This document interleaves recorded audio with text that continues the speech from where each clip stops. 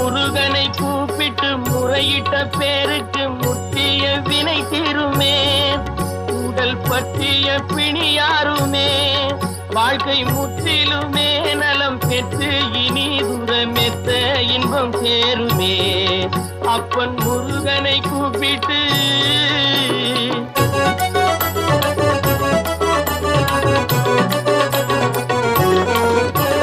குமரனை கும்பிட்டு கொண்டாடுவோருக்கு குமரனை கும்பிட்டு கொண்டாடுவோருக்கு குறைகள் யாவும் போகுமே. அவர் குடும்பம் தழை போகுமே.